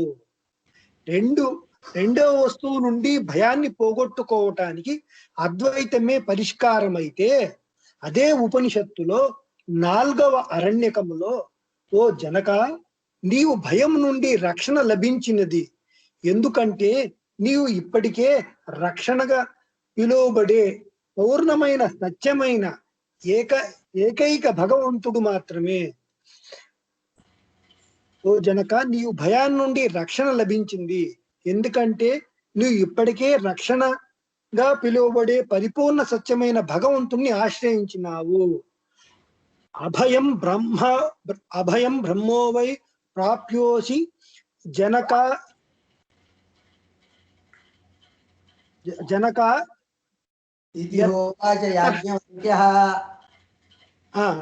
యతః తత్వం ఏకం తత్ బ్రహ్మ సదసి అని ఈ ప్రశ్న మొదటి అరణ్యకంలో ఉంది, మరియు దీని సమాధానం అదే బృహదారణ్యకోపనిషత్తులో కూడా ఉంది అని ఈ ఆన్సర్ ఏం చేశారు స్వామి.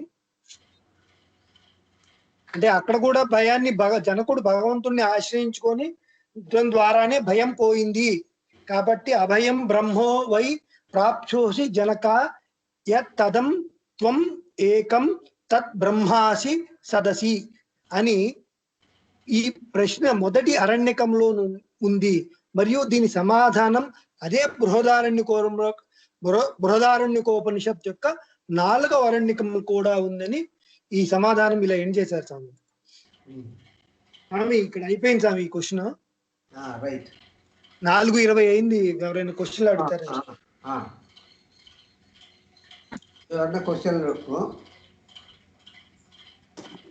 స్వామి నమస్కారం స్వామి.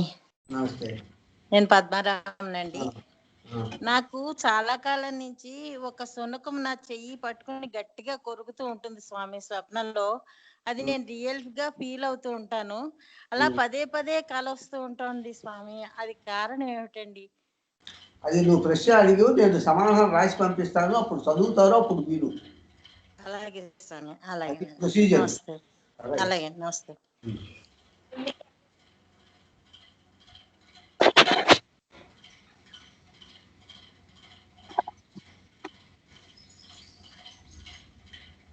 ఇంకెవరికైనా ప్రశ్నలు ఉన్నాయా? ఎవరికైనా క్వశ్చన్లు ఉంటే అడగచ్చండి, లేకుంటే మెయిల్లో కూడా పెట్టచ్చు.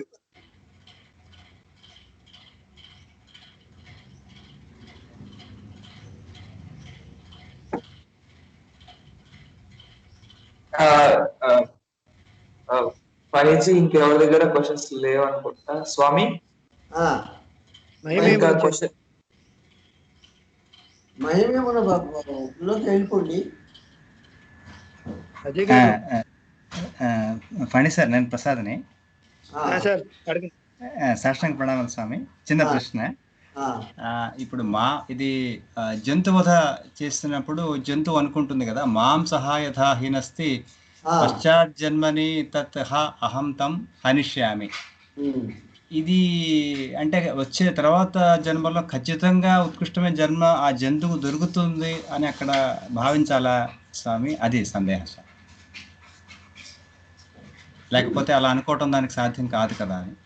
అవును, అది ప్రశ్న సార్. అలా జరుగుతుంది, అలా జరిగేట్టు చేస్తాడు భగవంతుడి యొక్క అడ్మినిస్ట్రేషన్ లో జరుగుతుంది. ఆన్సర్ చేస్తాను, రైటింగ్ లో వస్తుంది కదా నాకు క్వశ్చన్. ధన్యవాదాలు. చెప్తాను. అలాగే సార్, అలాగే. పాద నమస్కారం స్వామి, నేను సుధారాణి. థ్యాంక్ యూ స్వామి, చాలా చాలా సహాయాలు చేశారు. థ్యాంక్ యూ స్వామి. ఒక చిన్న ప్రశ్న ఏంటంటే స్వామి, పాండవులలో భీముడు కృష్ణుడు చెప్పిన వెంబడే ఆయన వినేస్తాడు. తమ గుణ సంపన్నుడు అయినప్పటికీ ఆయన ఫాలో అవుతాడు లాజిక్ ఆలోచించకుండా. అర్జునుడైతే డౌట్ పడతాడు మానవుడిలాగా, ఒకసారి నమ్ముతాడు ఒకసారి నమ్మడు. మరి పూర్తిగా నమ్మినటువంటి భీముడు గొప్ప భక్తుడుగా పేరు పొందకుండా చరిత్రలో అర్జునుడే కృష్ణుడికి చాలా ప్రియమైన వాడుగా పొందాడు. మరి పూర్తి శరణాగతి పొందిన భీముడు ఎందుకు ఫేమ్ కాలేదు? అది మీరు క్వశ్చన్ రికార్డు చేస్తున్నారు కదా క్వశ్చన్, నేను చెప్తా సమాధానం. థ్యాంక్ యూ స్వామి, వివరంగా చెప్పాలి. ఓకే స్వామి, థ్యాంక్ యూ స్వామి.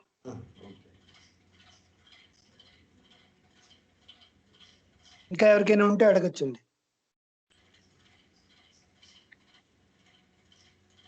ఎవరికి లేకపోతే అజయ్ గారు మీరు మహిమేమైనా చదవచ్చు. నేను అందరినీ ఒక ప్రశ్న అడగాలనుకుంటున్నా, అడగొచ్చా? అడగండి స్వామి. అడగండి స్వామి. ఇప్పుడు ఈ తెలుగు సత్సంగంలో పాల్గొనే వాళ్ళందరికీ ఇంగ్లీష్ వచ్చా రాదా? కొంచెం కొంచెం వచ్చు స్వామి. నాకైతే రాదు స్వామి.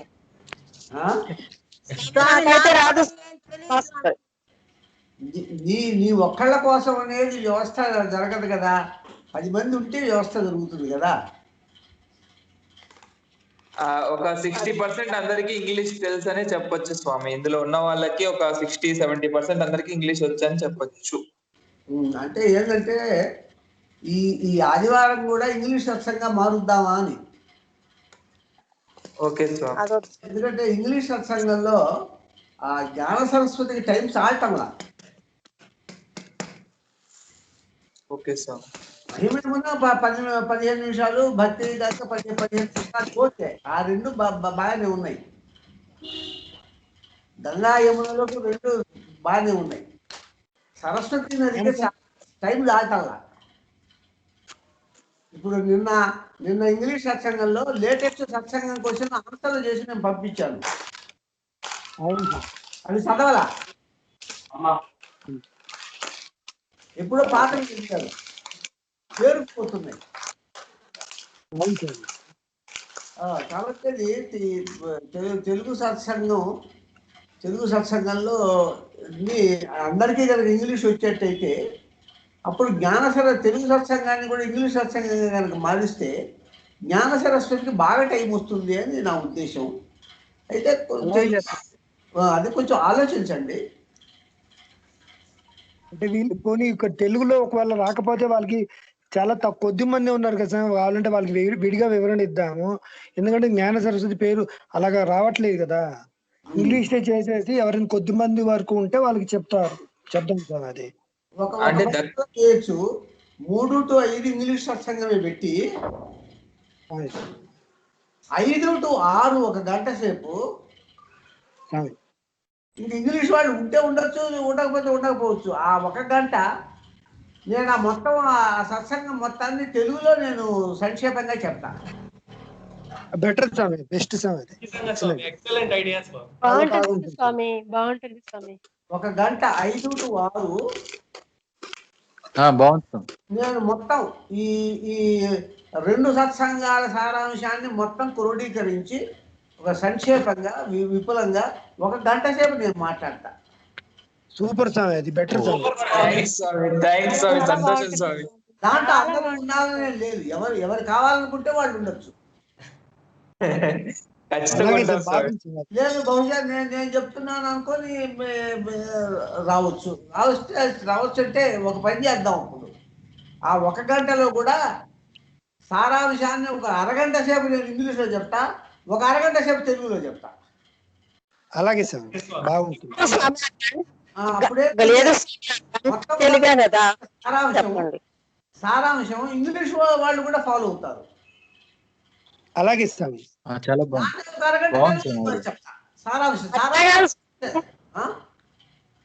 హలో స్వామి, గురుదేవ దత్త. మాకిచ్చిన గంట మాకే చెప్పండి స్వామి. మీరు శనివారం రాత్రి చెప్తున్నారు, ఆదివారం మధ్యాహ్నం చెప్తున్నారు కదా ఇంగ్లీష్ లో. Only Telugu 1 hour 5 to 6 only Telugu. గురుదేవ దత్త.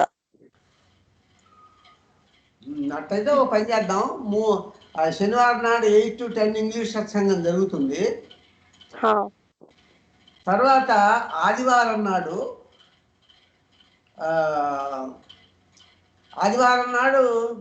3 to 6 ఉంటుంది సత్సంగం. 3 to 6లో ఇంగ్లీష్ సత్సంగం, 3 to 4:30 ఇంగ్లీష్ సత్సంగం ఉంటుంది. 3 to 4 ఇంగ్లీష్ సత్సంగం ఉంటుంది. 4 to 5 ఇంగ్లీష్లో సారాంశం చెప్తాను, 5 to 6 తెలుగులో సారాంశం చెప్తాను. స్వామి మరి అప్పుడు అప్పుడు మహిమాయమున అవి ఎట్లా స్వామి? మహిమాయమున ఇంకా అంటే ఇప్పుడు ఈ మహిమేమున మామూలుగా ఇంగ్లీష్ లో జరుగుతుంది, ఈ తెలుగులో కూడా జరుగుతుంది.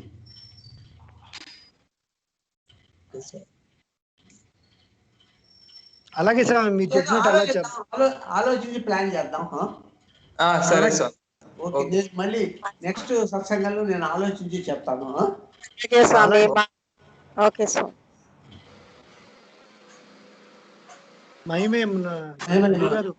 అలాగే అలాగే. నమస్కారం స్వామి. శ్రీ దత్తస్వామి తెలుగు సత్సంగంలో మనము మహిమయమునలోని శివలహరి అనే దానిలో ఉన్నాము. అందులో తదుపరి మహిమ స్వామివారి తల్లిగారు మరియు మేనత్త గారితో బృందావనం సందర్శించినప్పుడు చేయబడిన మహిమ. శ్రీ దత్తస్వామికి 18 సంవత్సరముల వయసులో PhD చేస్తున్న సమయంలో వారి తల్లి మరియు మేనత్త గారి చేత సంపూర్ణ ఉత్తర దేశ యాత్రను చేయించారు.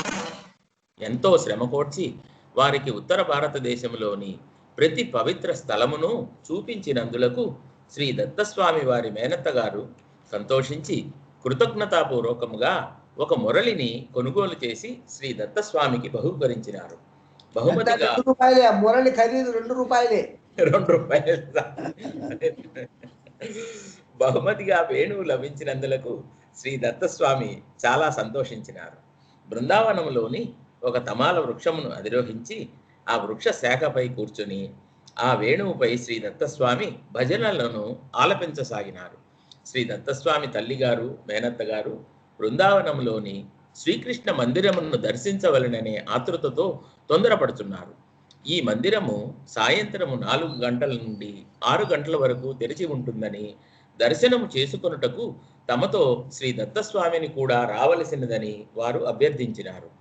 మీరు నన్ను, ఈ సజీవమైన కృష్ణుని ఇక్కడ వదిలి అక్కడ ఉన్న నా విగ్రహమును దర్శించుటకు వెళ్తారా అని శ్రీ దత్తస్వామి వారిని ప్రశ్నించినారు. అంతేకాక ఇప్పుడు మీరు వెళ్ళినచో ఆ విగ్రహమును కూడా మీరు చూడలేరు అని వారికి చెప్పినారు. సాయంత్రం 4 గంటల నుండి 6 గంటల వరకు ఆలయం తెరిచి ఉంటుందనే సమాచారంను తెలుసుకొని శ్రీ దత్తస్వామి చెప్పిన మాటలను నిర్లక్ష్యము చేసి వారిద్దరూ ఆలయమునకు వెళ్ళినారు. ఆ రోజు సాయంత్రము 4 గంటలకు తెరుచుకొనవలసిన ఆలయము మూసివేయబడి ఉన్నది. వారిరువురు సాయంత్రం 6 గంటల వరకు అక్కడే కూర్చున్నారు. సాయంత్రం 6 గంటల తరువాత ఇవాళ మనకిక దర్శనము లేదని వారు నిరాశతో వెనుకకు తిరిగి వచ్చినారు. వెనుకకు తిరిగి వచ్చిన వారిని చూసి శ్రీ దత్తస్వామి మీరు నా మాటలను నిర్లక్ష్యం చేసినారు అని అన్నారు. వెంటనే ఆ తమాల వృక్షము నుండి కిందకు దిగి వచ్చి ఇప్పుడే ఆలయం తెరవబడుతున్నది, ఇప్పుడు మనము ఆలయ సందర్శనమునకు వెళ్దాం రండి అని వారితో చెప్పినారు. వారందరూ అక్కడకు వచ్చిన వెంటనే అదే సమయంలో ఆలయము తెరవబడినది. ఆలయము ఈ సమయంలో తెరిచినందులకు గల కారణమును గురించి విచారించగా ఆలయ పూజారి ఒక పని మీద వెళ్తూ తమ సమీప బంధువుకు ఆలయము తెరవమని అప్పగించడం జరిగినది. కానీ ఆ వ్యక్తి ఈ విషయమును మరచిపోవటం వలన ఆలయము తెరవబడలేదు. తమ బంధువు ఆలయమును తెరవలేదు అన్న విషయమును తిరిగి వచ్చిన తరువాత తెలుసుకున్న పూజారి వెంటనే ఆలయమును తెరచుటకు ఆ ఆలయం వద్దకు వేగముగా పరిగెడుతూ వచ్చి ఆలయమును తెరిచినారు. మన గురించి శ్రీ దత్తస్వామి ఇచ్చిన వివరణ ఏ నరావతారమైనా మరొక నరావతారమునకు అంతర్లీనముగా అనుసంధానమై ఉంటుంది అని సారాంశము. ఎందుకనగా ఏ నరావతారములోనైనా అంతర్గతముగా ఉన్నది ఒకే అనూహ్యమైన పరబ్రహ్మము. ప్రతి జీవునిలోని జీవ చైతన్యము పూర్తిగా జీవులకు సంబంధించిన విషయం. ప్రతి జీవుడు మరొక జీవునికి భిన్నముగా ఉన్నాడు. ఎందుకనగా ప్రతి జీవుడు భిన్నమైన సంస్కారములు గుణములు కలిగి ఉండటం వలన ఒక జీవునికి మరొక జీవునితో అంతర్లీనమైన సారూప్యత సంబంధము ఉండదు. కాబట్టి ఒకరికొకరు భిన్నముగా ఉంటారు. కానీ నరావతారములలో ప్రవేశించిన అనూహ్యమైన పరబ్రహ్మము గుణాతీతుడు అగుట వలన అటువంటి పరబ్రహ్మము అన్ని నరావతారములలో ఒకే విధముగా అంతర్లీనముగా ఉండగలరు. ఇట్లు అంతర్లీనముగా ఉన్న గుణముల చేత అంటబడని ఊహాతీతమైన పరబ్రహ్మము అవసరమైనప్పుడు ఒక నరావతారములోని గుణములతో ఇతర నరావతారములలోని గుణములతో అంతర్లీనమైన సారూప్యతను సంబంధమును కలిగి ఉండగలరు. ఇట్లు సారూప్యతను కలిగి ఉండుట వలన నరావతారములన్నీ ఒకదానితో ఒకటి అనుసంధానమై పరస్పరముగా సంబంధములు కలిగి ఉండగలవు అని శ్రీ దత్తస్వామి చెప్పినారు. తదుపరి మహిమ. ఈ దత్తస్వామి ఎవరు అను విచారణ. ముంబైలో నివసించు శ్రీ రామ్నాథ్ గారు శ్రీ దత్తస్వామికి గొప్ప భక్తుడు. శ్రీ రామ్నాథ్ గారు ఒకరోజు ముంబైలో గొప్పగా భవిష్యవాణి చెప్పగల శ్రీ ఛాయాశాస్త్రి గారిని సంప్రదించుట జరిగినది. ఆ రోజు శ్రీ రామ్నాథ్ గారు శ్రీ ఛాయాశాస్త్రి గారిని శ్రీ దత్తస్వామి గురించి ఏదైనా చెప్పమని అడిగినారు. అప్పుడు అదే సరే గవల్ ద్వారా గవల్ ప్రశ్న వేసి అది యాడ్ చేస్తాను సార్ తప్పకుండా. శ్రీ ఛాయాశాస్త్రి గారు గవ్వలు వేసి ప్రశ్నలకు సమాధానం చెప్పుటలో అడిగిన ప్రశ్నలకు సమాధానము ఇస్తూ ఉండేవారు. శ్రీ ఛాయాశాస్త్రి గారిని శ్రీ దత్తస్వామి గురించి ఏదైనా చెప్పమని శ్రీ రామ్నాథ్ గారు అడిగినారు. అప్పుడు ఛాయాశాస్త్రి గారు శ్రీ దత్తస్వామిని గురించి ఆయనను మీరు ఎలా పట్టుకోగలిగినారు? సాధారణంగా ఆయన అంటే బ్రాకెట్లో శ్రీ దత్తస్వామి ఎవరిని తమ దగ్గరకు అనుమతించరు కదా అని శ్రీ రామ్నాథ్ గారికి చెప్పినారు. శ్రీ దత్తస్వామిని గురించి చెప్పమని శ్రీ రామ్నాథ్ గారు అడుగుట వలన శ్రీ ఛాయాశాస్త్రి గారు శ్రీ దత్తస్వామి అను పేరు విని అలా మాట్లాడటం జరిగి ఉండవచ్చు అని భక్తులందరూ భావించినారు. శ్రీ రామ్నాథ్ గారు మరొకసారి కేరళలోని ఒక పర్వత శ్రేణిలో ఒక ప్రదేశంలో నివసించే చాలా గొప్ప సాధువు అవధూత వద్దకు వెళ్ళారు. పర్వతం పేరు దత్తగిరి అనే పర్వతం. ఓకే సార్, రాస్తాను, అది కొడతాను సార్. ఆ అవధూత కూడా భవిష్యవాణిని చెప్పుటలో మంచి పేరు ప్రఖ్యాతులు కలిగిన వారు. వారిని సంప్రదించుటకు అనేక మంది ప్రజలు రోజు అక్కడకు వెళ్తూ ఉంటారు. శ్రీ రామ్నాథ్ గారు ఆ అవధూతతో శ్రీ దత్తస్వామి అను పేరును ప్రస్తావించకుండా శ్రీ దత్తస్వామి నిజ నామధేయమైన వేణుగోపాల కృష్ణమూర్తి అను తమ స్నేహితుని గురించి చెప్పమని అడిగినారు. ఇలా శ్రీ దత్తస్వామి అను పేరును ప్రస్తావించని ఎడల శ్రీ దత్తస్వామిని గురించి ముందుగా ఒక అభిప్రాయమునకు వచ్చుటకు ఆస్కారము ఉండదని భావించి శ్రీ రామ్నాథ్ ఆ అవధూతను ఇలా అడిగినారు. అప్పుడు అవధూత శ్రీ రామ్నాథ్ గారితో ఆయన చాలా గొప్ప మహాత్ముడు అని చెప్పినారు. అది విన్న వెంటనే శ్రీ రామ్నాథ్ ఆ అవధూతతో తమ స్నేహితుడు శ్రీరాముడు శ్రీకృష్ణుడు అంతటి వారా అని అడిగినారు. అప్పుడు ఆ అవధూత శ్రీ వేణుగోపాల కృష్ణమూర్తి గారు, నీవు చెప్పిన వారి కన్నా చాలా గొప్ప మహాత్ముడు, నీవు చెప్పిన వారు వీరి ముందు చాలా తక్కువ అని చెప్పినారు. భక్తులందరూ ఈ జవాబును విని చాలా పెద్దగా షాక్ అయినారు. శ్రీ దత్తస్వామి ఇది విన్న వెంటనే మీ మనసులలో ఉన్న సందేహములను పూర్తిగా నివృత్తి చేయవలనని శ్రీ దత్తాత్రేయ స్వామి వారు ఈ విధముగా అతిశయోక్తిగా చెప్పినారు. కానీ శ్రీరాముడు శ్రీకృష్ణుడు ఎక్కడ, ఈ చిన్న మానవ రూపమును ధరించిన నేను ఎక్కడ, నాకు కనీసము వారి పవిత్రమైన నామములను ఉచ్చరించుటకు కూడా అర్హత లేదు అని శ్రీ దత్తస్వామి చెప్పినారు. ఈ మహిమను గురించి శ్రీ దత్తస్వామి ఇచ్చిన వివరణ: మన మనస్సాక్షి మాత్రమే దేనికైనా అసలైన రుజువు. అవసరమైనప్పుడు మనస్సాక్షికి తోడుగా వేదము, ఉపనిషత్తులు వంటి గ్రంథ పఠనముల ద్వారా మరియు సత్సంగములలో జ్ఞాన చర్చలో పాల్గొని పదునైన విశ్లేషణ ద్వారా నిర్ణయము చేయవచ్చును. భవిష్యవాణిని చెప్పే వారిని సంప్రదించుట కొన్ని సమయములలో ప్రమాదకరమైనది కావచ్చును. మనము సంప్రదించిన జ్యోతిష్యుడు మంచివారు, నిజమైన విషయములను చెప్పేవారైతే ప్రమాదం లేదు. కానీ సంప్రదించిన వారు సరైన వారు కాని ఎడల అది బహు ప్రమాదకారి కావచ్చును. మనము ఇటువంటి వారిని గురించి సరైన నిర్ణయం తీసుకొనలేము. మంచివారి నుండి చెడ్డవారిని వేరు చేయలేము. ఇటువంటి భవిష్యవాణిని చెప్పేవారిని సంప్రదించుట ఎల్లప్పుడూ ప్రమాదకరమే. శ్రీ దత్తస్వామికి భిన్నము కాని శ్రీ అక్కల్కోట మహారాజు వారు తమ గొప్ప భక్తుడైన శ్రీ రామ్నాథ్ గారిని కాపాడుటకు ఆ ఇద్దరు భవిష్యవాణిని చెప్పేవారిలో ప్రవేశించి భవిష్యవాణిని ఆ విధముగా చెప్పినారు. లౌకిక విషయములలో కూడా జీవులకు సహాయం చేయు పరమాత్మ తమ భక్తులకు ఆధ్యాత్మికపరమైన విషయములలో మరింత ఎక్కువగా సహాయం చేస్తారు. ఎందుకనగా ఈ సత్యమైన ఆధ్యాత్మిక జ్ఞానము ఒక్కటి మాత్రమే అత్యంత ముఖ్యమైనది మరియు వారికి జన్మ జన్మలకు తోడుగా వస్తుంది అని శ్రీ దత్తస్వామి చెప్పినారు. తదుపరి మహిమ: నిఖిల్ గారికి శ్రీ దత్తస్వామిని పరిచయం చేయుట. డాక్టర్ నిఖిల్ మరియు అతని భార్య శ్రీమతి దేవి గారు శ్రీ దత్తస్వామికి చాలా గొప్ప భక్తులు. డాక్టర్ నిఖిల్ ఒక గొప్ప సాధువును సందర్శించినప్పుడు ఆ సాధువు, మీరు త్వరలోనే పరమాత్మను ప్రత్యక్షంగా కలవబోతున్నారు అని చెప్పినారు. ముంబైలోని శ్రీ దత్తస్వామి వారి భక్తులు శ్రీ దత్తస్వామి వారి ఆధ్యాత్మిక సందేశములను ఇంటర్నెట్లో ఆధ్యాత్మిక జిజ్ఞాసులకు అందించేవారు.